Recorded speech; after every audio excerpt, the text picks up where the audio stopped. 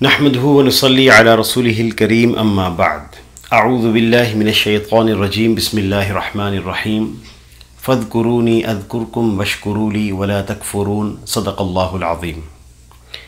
اللہ رب العزت نے ہمیں بے شمار نعمتیں عطا فرمائی ہیں اور انسانوں پر اللہ کی نعمتیں بارشوں کی طرح برس رہی ہیں۔ ہم اللہ جل شانہ کی نعمتوں کو گن نہیں سکتے۔ قرآن پاک میں آتا ہے وَإِن تَعُدُّوا نِعْمَةَ اللَّهِ لَا تُحْصُوهَا، اگر تم اللہ تعالیٰ کی نعمتوں کو شمار کرنا چاہو تو نہیں کر سکتے۔ ایک ایک انسان کو اللہ نے کتنی نعمتیں دے رکھی ہیں۔ بندہ بسا اوقات سوچتا ہے میرے پاس فلاں نعمت نہیں ہے، فلاں نعمت نہیں ہے۔ حدیث میں آتا ہے آپ صلی اللہ علیہ وسلم کا ارشاد ہے من اصبح منکم آمنا فی سربہ، جو شخص اس حال میں صبح کرے کہ اس کو اپنے گھر میں امن حاصل ہو، معافن فی جسدہ، اپنے بدن اور اس کے بدن میں عافیت ہو، معذور نہ ہو، اس کا بدن صبح اٹھتے ہوئے صحیح کام کر رہا ہے، وعندہ قوت یومہ، اور اس کے پاس صرف ایک دن کا کھانا ہو، فکأنما حیزت لہ الدنیا بحذافیرہا، اس کے ساتھ دنیا کی نعمتوں کے دینے کا معاملہ ایسا کیا گیا ہے جیسے دنیا اپنے سارے کناروں سے سمیٹ کر اس کو دے دی گئی ہو۔ ایک شخص کو اللہ تعالیٰ نے اتنی نعمتیں دے رکھی ہیں۔ انسان صرف اپنے جسم کی طرف غور کر لے کہ کتنی نعمتیں اللہ نے انسان کو جسم کے اعتبار سے دی ہیں، انسان کے بدن کے اعتبار سے نعمتیں۔ آنکھ کتنی بڑی نعمت ہے، دماغ کتنی بڑی نعمت ہے۔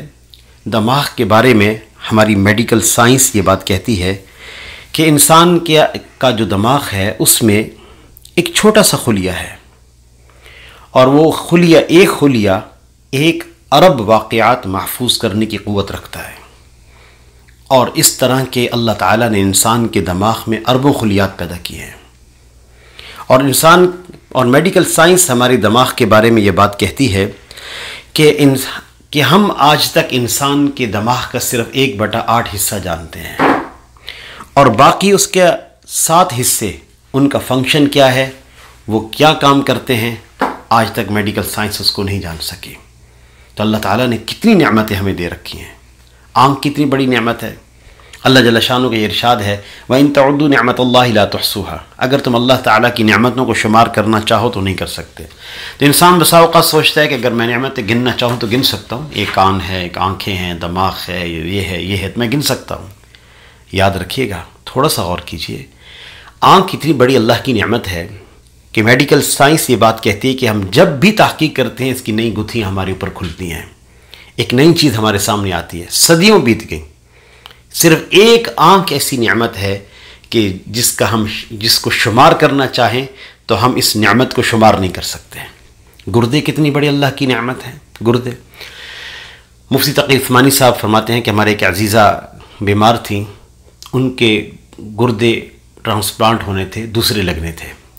تو میں نے جو کڈنی اسپیشلسٹ ڈاکٹر تھے، اس کے جو ماہر تھے، میں نے ان سے کہا کہ آپ ایک انسان کا گردہ کیوں لگاتے ہیں؟ ایسا کیوں نہیں کرتے کہ کوئی ربر کا گردہ آپ بنا لیں، وہ لگا لیا کریں تاکہ انسانیت اس تکلیف سے بچ جائے۔ تو ڈاکٹر صاحب کہنے لگے مفتی صاحب آپ کی بات صحیح ہے، اگر ہم ربر کا گردہ بنائیں تو اللہ تعالیٰ نے ایک گردے کے اندر اتنی باریک چھلنیاں رکھی ہیں، اگر ہم ربر کا گردہ بنانے بیٹھیں تو اس پر کروڑوں روپے خرچ ہو جائیں، اور مولانا ہم وہ بنا بھی لیں گے، ضرورت مند لوگ اس کو خریدیں گے، لگائیں گے، لیکن مولانا اللہ تعالیٰ نے ہر گردے کو ایک الگ سے دماغ دیا ہے کہ وہ کیا فیصلہ کرتا ہے کہ کتنا پانی انسان کے جسم میں باقی رکھنا ہے اور کتنا پانی انسان کے جسم سے نکالنا ہے، یہ فیصلہ خود گردہ کرتا ہے۔ مولانا یہ دماغ ہم کہاں سے لائیں؟ دانت کتنی بڑی اللہ کی نعمت، ہم نے کبھی اس نعمتوں کو سوچا نہیں ہے۔ جب کوئی نعمت ہاتھ سے جانے لگتی ہے تو پھر احساس ہوتا ہے۔ مفتی تقی عثمانی صاحب بھی فرماتے ہیں کہ ہماری ہمشیرہ ایک دفعہ دانت نکلوانے گئیں، دانت میں تکلیف تھی، دانت نکلوا کر گھر آئیں تو والد صاحب سے کہنے لگیں، مفتی شفیع صاحب رحمۃ اللہ علیہ سے، مفتی اعظم پاکستان سے، کہنے لگیں کہ ابا جان یہ دانت ہی عجیب چیز ہیں، نکلتے ہیں تو پھر بھی تکلیف، نکلوانے جائیں تو تب بھی تکلیف، جب نکلتے ہیں تو بچوں کو اسہال لگ جاتے ہیں اور بچوں کا وزن کم ہو جاتا ہے، جب نکلوانے جائیں تب تکلیف۔ تو مفتی صاحب نے فرمایا اور یاد رکھیے گا یہ خوش نصیب اولاد ہوتی ہے جن کو ایسے ماں باپ ملیں جو تربیت کرنے والے ہوں۔ فوراً اس موقع پر اپنی بیٹی کی تربیت فرمائی اور فرمایا بیٹی تمہیں دانت کے نکلنے اور نکلوانے کی تکلیف تو یاد رہی، لیکن اس کے بیچ میں جو 50-60 سال کا عرصہ گزرا ہے جس میں آپ نے ٹنوں منوں خوراک پیس کر اس دانتوں کے ذریعے اپنے معدے میں ڈالی ہے، وہ نعمت آپ کو یاد نہیں رہی؟ تو یہ دانت بھی کتنی بڑی نعمت ہے۔ تو اللہ کا شکر ادا کرنا یہ ہماری ذمہ داریوں میں سے ہے۔ اور یاد رکھیے گا کہ تمام تعریفیں اللہ کے لیے ہیں۔ قرآن پاک کے شروع میں ہے الحمدللہ رب العالمین، تمام تعریفیں اللہ کے لیے ہیں۔ اس مفسرین فرماتے ہیں کہ کائنات عالم میں جس کی جو تعریف ہوگی در حقیقت اللہ کی تعریف ہوگی۔ اور مفسرین نے لکھا ہے کہ قرآن کو اللہ تعالیٰ نے اس کلمہ سے کیوں شروع کیا الحمدللہ رب العالمین؟ فرمایا اس کا سبب یہ ہے کہ اللہ کا شکر ادا کرنا یہ کنجی ہے تمام احکامات پر عمل کرنے کے لیے۔ اللہ تعالیٰ اس کے ذریعے سے آسانی فرما دیں گے۔ اب سوال یہ ہے کہ انسان شکر کیسے ادا کرے، انسان کس طرح شکر ادا کرے؟ یاد رکھیے گا ایک شکر ادا کرنے کا طریقہ یہ ہے کہ انسان اپنی زبان سے شکر ادا کرے، دوسرا اپنے دل سے ادا کرے، تیسرا اپنے رویوں کو شکر گزار بنائے۔ زبان سے شکر ادا کرنے کا کیا مطلب؟ انسان زبان سے ادنا درجہ شکر ادا کرنے کا یہ ہے کہ نعمتیں ملنے پر انسان اپنی زبان سے کہے الحمدللہ۔ اللہ تعالیٰ اس کو بھی پسند فرماتے ہیں۔ بندہ بسا اوقات سوچتا ہے کہ اور بعض لوگ کہتے ہیں کہ جی مولانا یہ الحمدللہ کہنے کا کیا فائدہ؟ جی بہت فائدہ ہے۔ یہ زبان سے الحمدللہ کہنا معمولی نہیں ہے۔ آپ صلی اللہ علیہ وسلم کا ارشاد ہے کہ جو آدمی لباس پہنتے وقت یہ دعا کرے الحمدللہ الذی کسانی ھذا ورزقنیہ من غیر حول منی ولا قوہ، آدمی لباس پہنتے وقت اپنی زبان سے اقرار تو کرے، ذرا یوں کہہ دے تمام تعریفیں اس اللہ کے لیے ہیں جس نے مجھے لباس پہنایا، اس کا مجھے رزق عطا کیا، میری طاقت میں اس لباس کا خریدنا یا کمانا نہیں تھا۔ غفر لہ ما تقدم من ذنبہ، اس کے اگلے پچھلے گناہ معاف کر دیے جاتے ہیں۔ صرف زبان سے الحمدللہ کہنے کی بھی بڑی قیمت ہے۔ اور ایک اور حدیث میں آتا ہے کہ آپ صلی اللہ علیہ وسلم کے ارشاد ہے جو آدمی اگر یہ کلمات کہہ دے صبح کے وقت اللہم ما اصبح بی من نعمت او باحد من خلقک فمنک وحدک لا شریک لک فلک الحمد ولک الشکر، آدمی صرف یہی کلمات کہہ دے تو حدیث میں آتا ہے کہ اس دن کا تمام نعمتوں کا اس بندے نے شکر ادا کر دیا۔ اور یہ دعا جو ہے ہمارے سننے والوں میں سے بہت ساروں کو یہ دعا یاد ہوگی، بس اس کا ایک یاد دہانی ہے کہ اس دعا کا اہتمام کیا جائے۔ زبان سے ایک شکر ادا کرنے کا ایک بہت اہم طریقہ ایک اور بھی ہے جس سے ہم سے غفلت ہو جاتی ہے، وہ یہ ہے وَأَمَّا بِنِعْمَةِ رَبِّكَ فَحَدِّثْ، اللہ تعالیٰ نے جو آپ کو نعمتیں دی ہیں آپ زبان سے ان نعمتوں کا لوگوں کے سامنے اظہار کریں، ہر ایک کے سامنے نہیں، ہر ایک کے سامنے اجازت نہیں، ورنہ حسد پیدا ہوگا، یہ نظر بد ہو جائے گی۔ ان لوگوں کے سامنے جو اللہ نے آپ کو نعمتیں دی ہیں عاجزی کے ساتھ، اتراتے ہوئے نہیں، بطور فخر نہیں، عاجزی کے ساتھ ان لوگوں کے سامنے اپنی نعمتوں کا اظہار کریں جو آپ سے محبت کرتے ہیں۔ آپ کے والدین ہیں، آپ کی اولاد ہے، آپ کے قریبی لوگ جو آپ سے محبت کرتے ہیں، ان کے سامنے اللہ کی دی ہوئی نعمتوں کو بیان کریں۔ جب انسان اللہ کی دی ہوئی نعمتوں کو بیان نہیں کرتا تو اس کے جذبوں، اس کے رویوں کے اندر ناشکری پیدا ہو جاتی ہے۔ اگر بچوں کو شکر گزاری کے کلمات کہنے کی عادت نہیں ڈلوائی تو ایک وقت آتا ہے کہ یہ بچوں کے اندر ناشکری کے جذبات پیدا ہو جاتے ہیں۔ آپ ان بچوں کو کتنے کھلونوں کے ڈھیر لگا کے کیوں نہ دے دیں، کوئی ایک چیز نہیں دیں گے تو یہ ناراض ہو جائیں گے، ناشکری کے کلمات کہیں گے۔ اس کی وجہ ان بچوں کو والدین نے شکر کے کلمات کہنے کی عادت نہیں ڈالی۔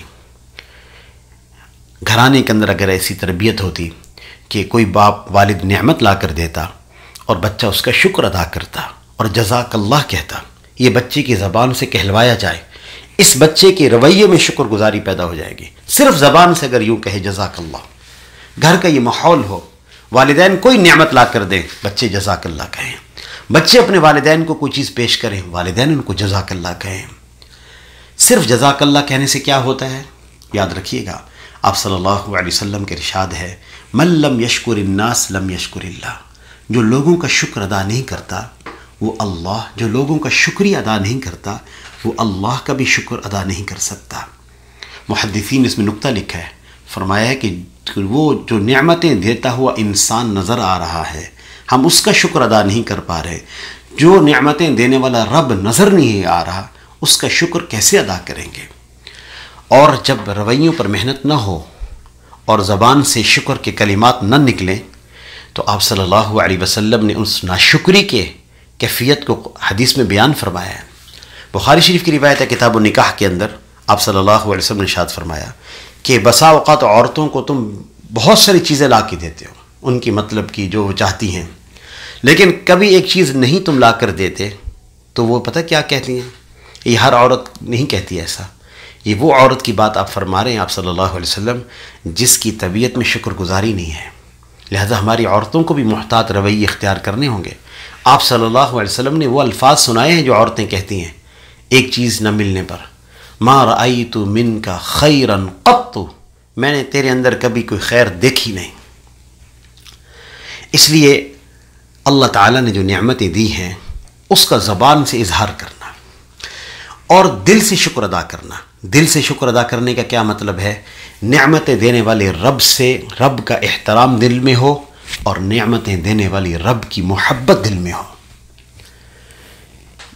احترام منعم اور حب منعم، نعمتیں دینے والے کا احترام اور نعمتیں دینے والی کی محبت یہ دل میں ہو تو یہ دل سے شکر گزاری ہے۔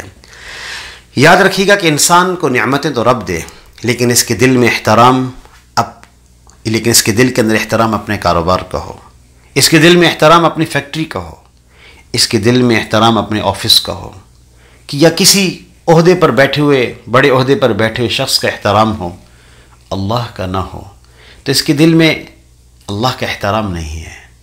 سب نعمتیں تو اللہ نے دی ہیں، اس لیے اس کا احترام دل میں ہو اور اس کی محبت بھی دل میں ہو۔ یہ دل سے شکر گزاری کا طریقہ ہے، اور اپنے رویوں کو بھی شکر گزار انسان بنائے۔ دیکھیں کوئی آفس میں باس اپنے ملازم کو کوئی کام کہے تو وہ اٹھے اور پیر پٹکتا ہوا اور بڑبڑاتا ہوا جائے تو وہ باس اس سے محبت کرے گا، اس کو اپنے پاس رکھے گا؟ تو اللہ جل شانہ کا حکم نماز کا ہے، روزے کا ہے۔ انسان جو ہے وہ بوجھ سمجھے اس کو، اس کی ادائیگی کو بوجھ سمجھے اپنی طبیعت کے اوپر، اور نماز کے لیے جب کھڑا ہو تو سستی کے ساتھ کھڑا ہو۔ یراؤن الناس ولا یذکرون اللہ الا قلیلا، قرآن پاک میں بھی آتا ہے کہ یہ منافقین جب نماز کے لیے کھڑے ہوتے ہیں تو سستی کے ساتھ کھڑے ہوتے ہیں اور یہ دکھلاوے کے لیے نماز پڑھتے ہیں۔ تو انسان اپنے رب کے سامنے عبادات بوجھ کے ساتھ نہ کرے، وہ دلوں کے حال خوب جاننے والا ہے۔ وَلَقَدْ خَلَقْنَا الْإِنسَانَ وَنَعْلَمُ مَا تُوَسْوِسُ بِهِ نَفْسُهُ، کہ ہم نے انسان کو پیدا کیا، اور ہم اس کے اس دل میں پیدا ہونے والے وسوسے کو بھی جانتے ہیں۔ قرآن پاک میں آتا ہے یعلم السر وَأَخْفَى، اللہ چھپی ہوئی بات کو بھی جانتے ہیں اور اس سے زیادہ چھپی ہوئی بات کو جانتے ہیں۔ مفسرین نے لکھا ہے کہ چھپی ہوئی بات وہ ہے جو انسان کے دل میں خیال پیدا ہوتا ہے، اور اس سے زیادہ چھپی ہوئی بات کیا ہے؟ جو انسان کے دل میں، اس کی زندگی میں کبھی کوئی خیال پیدا ہوگا، اللہ تعالیٰ اس کو بھی جانتے ہیں۔ اس رب کے سامنے انسان بوجھ کے ساتھ کھڑا ہو نہیں، یہ اس انسان کے دل میں اس نعمتیں دینے والے کا احترام نہیں ہے، نعمتیں دینے والے کی محبت نہیں ہے۔ یاد رکھیے گا ایک چیز مشقت ہوتی ہے، وہ الگ چیز ہے، بوجھ الگ چیز ہے۔ مشقت ہو رہی ہے، تراویح میں پڑھتے ہوئے مشقت ہو رہی ہے، صبح سحری میں گھر والے جگا جگا کے تھک گئے، بڑی مشقت سے اٹھ رہے ہیں، روزہ مشقت سے گزار رہے ہیں، مشقت اور چیز ہے۔ اس پر تو اللہ جل شانہ دگنا اور کئی گنا اجر عطا فرماتے ہیں۔ تو دل سے شکر ادا کرنا، زبان سے شکر ادا کرنا اور اپنے رویوں کو شکر گزار بنانا۔ اور آخری بات نبی صلی اللہ علیہ وسلم کا یہ ارشاد ہے کہ انسان کی طبیعت میں، رویوں میں شکر گزاری کیسے پیدا ہوتی ہے؟ فرمایا کہ انسان دنیا کے اعتبار سے اپنے سے نیچے والے کو دیکھے، اللہ نے جو نعمتیں دے رکھی ہیں اس میں اپنے سے نیچے والے کو دیکھے، اور دین کے اعتبار سے اپنے سے اوپر والے کو دیکھے۔ اللہ جل شانہ اس کی برکت سے، اس کی طبیعت میں، اس کے رویوں میں شکر گزاری پیدا کر دیں گے۔ چھوٹی سی بیماری آ جاتی، انسان پریشان ہو جاتا ہے۔ یہ ذرا ہاسپٹل میں دیکھے تو صحیح، کتنے انسان پریشانی کے عالم میں ہاسپٹل میں موجود ہیں۔ تھوڑی تھوڑی پریشانیوں سے انسان پریشان ہو جاتا ہے۔ یہ ذرا نعمتوں کے اعتبار سے اپنے سے نیچے والے کو دیکھے، اور دنیا کے اعتبار سے اور جو ہے دین کے اعتبار سے اپنے سے اوپر والے کو دیکھے۔ اللہ جل شانہ اس کے رویوں کے اندر شکر گزاری کو پیدا فرما دیں گے۔ اللہ تعالی ہم سب کو نعمتوں پر شکر ادا کرنے کی توفیق عطا فرمائے۔ وآخر دعوانا ان الحمد للہ رب العالمین۔